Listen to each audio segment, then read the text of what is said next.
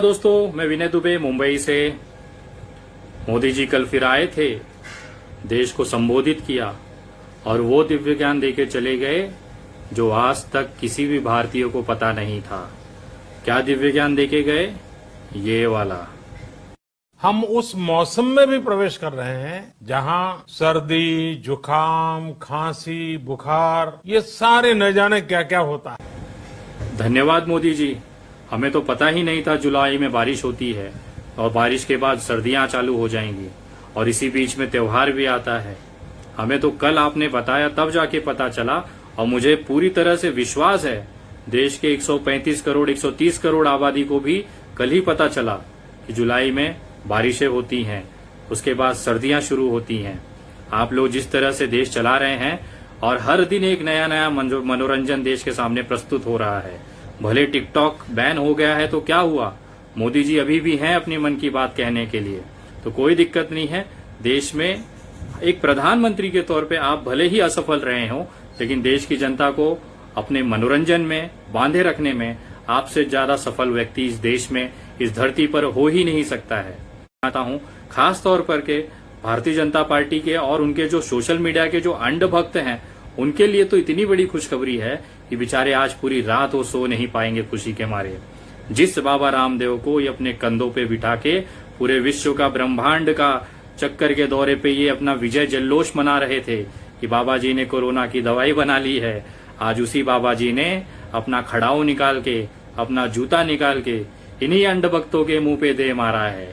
और इतना खकारी मार के इन्होंने, बाबा रामदेव ने इन अंध भक्तों के मुंह पे थूका है कि उसकी कोई कल्पना नहीं की जा सकती है। जिसे ये कोरोना की दवाई समझ के इतना गौरवान्वित महसूस हो रहे थे, बाबा की जय जयकार लगाए पड़े थे, वो तो साला इम्यूनिटी बूस्टर करके निकला। और ये बाबा रामदेव खुद इसका आज आके उन्होंने पलटी मारी है कि हमने कोई कोरोना की दवाई नहीं बनाई। बेचारे इनको कोई हक नहीं है अंध भक्तों को इस तरह से गालियां खिलाने का। ये इतनी मेहनत से आपका प्रचार प्रसार करते हैं और आप ही आके इनके मुंह पे जूता मार के चले जाते हैं और उसके बाद अंध भक्तों को हम जैसे जो लोग बैठे हैं वो तबीयत से लेते हैं। देखो बाबा रामदेव क्या हालत करके गए। बाबा के साथ बालकृष्ण भी उत्साहित थे और बगल में खड़े बीएस तोमर भी जीत की हंसी हंस रहे थे। मगर दवा के दावे से पहले तोमर साहब मुकरे और आज आचार्य बालकृष्ण भी पलट गए। दवाई के अंदर तो ये हमने कहा ही नहीं कि ये हम कोरोना को जो है कंट्रोल करते हैं, क्योर करते हैं। हमने कहा कि हमने ये दवाइयां बनाई थी, वो क्लिनिकल रिसर्च के अंदर ये दवाइयां दे दी, दवाई देने से कोरोना के रोगी ठीक हो गए।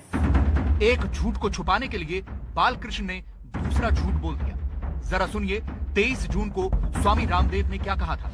कोरोना की पहली Ayurvedic clinically control trial based evidence research based medicine Patanjali research centre और नीम्स के संयुक्त प्रयास से तैयार हो गई है। स्वामी रामदेव के इसी दावे के बाद आयुष मंत्रालय ने नोटिस जारी किया था और दवा से जुड़ी जानकारी मांगी थी। जवाब में रामदेव की तरफ से कहा गया कि कोरोना किट के नाम से कोई किट नहीं है। लेकिन 23 जून को ही आई इस तस्वीर को देखिए जिसमें लिखा है पतंजलि रिसर्च इंस्टीट्यूट के द्वारा परीक्षित एवं सत्यापित औषधि और इंग्लिश में ठीक नीचे लिखा है दिव्य कोरोना किट। नकली इंसान हमेशा नकली ही होता है, चाहे वो किसी भी वेशभूषा में हो। आपने कल भी देश को बेवकूफ बनाया था, आज भी आप बेवकूफ बना रहे हैं और आने वाले कितने ही भविष्य तक आप देश को बेवकूफ बनाएंगे। फर्जी दवाइयां, फर्जी सामान निकाल के आप देश की जनता को आयुर्वेद और धर्म के नाम पे लूटते आए हैं। बाबा रामदेव जी, आपकी हकीकत अब देश के सामने है कि आपने कोरोना की दवाई बनाई ही नहीं है। और इसको देखते हुए कितने ही अंध भक्त अपने मुंह पे गिर गए, बेचारे वो हम लोगों को कैसे झेल पाएंगे। हम लोग तो तबीयत से लेने वाले हैं। अब तो उनकी हालत सोशल मीडिया पे देखने लायक होगी। दूसरा, आज जिस तरह से मोदी जी आके संबोधित करके चले जाते हैं, हर एक मध्यम परिवार को ये अपेक्षा होती है कि मोदी जी आएंगे और मिडिल क्लास परिवार के लिए कुछ न कुछ कह के जाएंगे।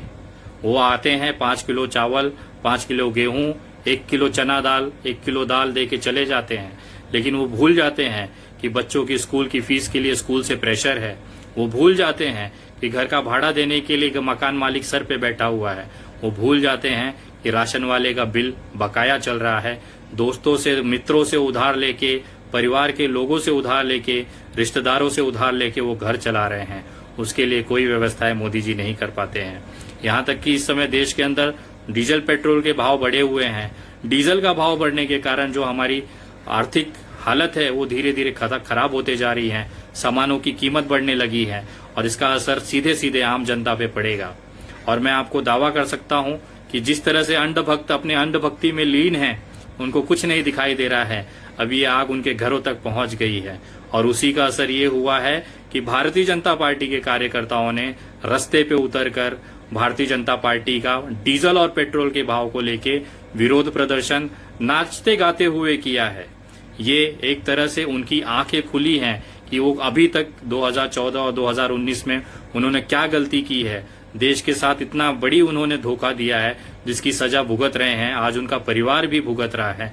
उसको देखते हुए बहुत ही कम तादाद ही सही, लेकिन उन भाजपा के कार्यकर्ताओं को ये समझ में आया है कि देश की जो लगाम है वो गलत हाथों में दी है। और देखिए किस तरह से भारतीय जनता पार्टी के कार्यकर्ता विरोध प्रदर्शन कर रहे हैं बढ़ते हुए डीजल और पेट्रोल के दामों का।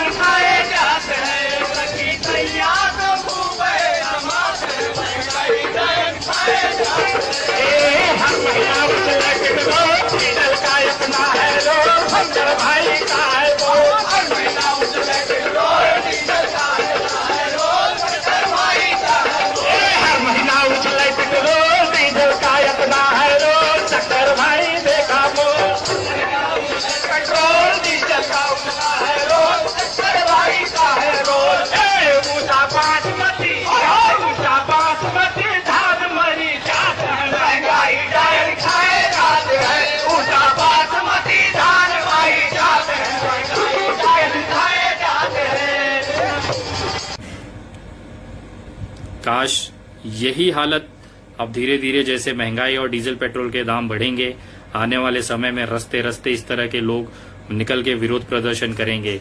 और ये मोदी जी की मेहनत है, 18-18 घंटे की मेहनत है और उसके वजह से आज ये मुकाम पे पहुंच पाया है।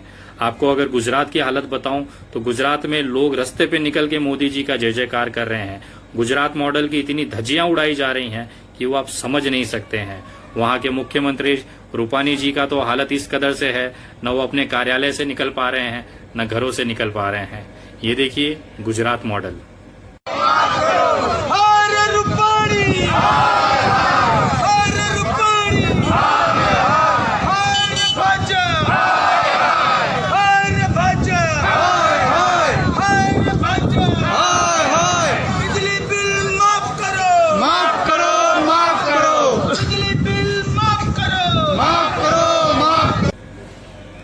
अभी तो ये शुरुआत है, आगे आगे देखिए ये जो महंगाई की जो मार है, बिजली बिल की मार है, आर्थिक तंगी की जो हालत है, ये हर घर तक पहुंचेगा। हर भारतीयों को इसका एहसास होगा कि उन्होंने 2014 और 2019 में कितनी बड़ी गलती की है। हम जैसे जो सामाजिक कार्यकर्ता हैं वो आप लोगों को जागरूक करते रहेंगे। हमने बार बार आपको चेताया, लेकिन आप अपने भक्ति में लीन थे। अब आपकी आंखें खुलेंगी और हम लोग बैठ के आपका विरोध प्रदर्शन देखेंगे कि जब आपके घरों में आग लगी है तब जाके आपकी आंखें खुली हैं। हम यही नहीं चाहते थे कि आप लोगों तक ये बात पहुंचे। ये जो दुख की पल हैं, ये जो गरीबी के पल हैं, ये जो आर्थिक बोझ है, आप लोगों के घरों तक न पहुंचे। इसके लिए हम जो सामाजिक कार्यकर्ता हैं अपनी जान जोखिम में रखते, कभी भी हमें गिरफ्तार कर लिया जाता है, कभी भी हमें रासुका के अंतर्गत कार्यवाही की जा सकती है। उसके बावजूद हम आपको जागरूक करते हैं, अपने जान अपने परिवार को खतरे में डालते हुए। और मैं आशा करता हूं कि आज नहीं तो कल देश की जनता ये जरूर समझेगी कि आप लोगों ने कितनी बड़ी गलती 2014 उसके बाद 2019 में की है। अभी भी समय है, चेत जाइए, देश को बर्बाद होने से बचा सकते हैं, लेकिन उसके लिए आम जनता का सहयोग की जरूरत है। मैं आप लोगों को धन्यवाद करना चाहता हूं जिन्होंने सहयोग राशि भेज के उन गरीब दिवंगत परिवार के लोगों को राशन और भोजन उपलब्ध कराने में हमें मदद की है। मैं आप लोगों को बताना चाहता हूं अभी तक 218 परिवारों को हम लोगों ने 1 महीने का राशन दिया है प्रत्येक परिवार में, चाहे उनके घर में 5 सदस्य हो, चाहे 10 लोग हों।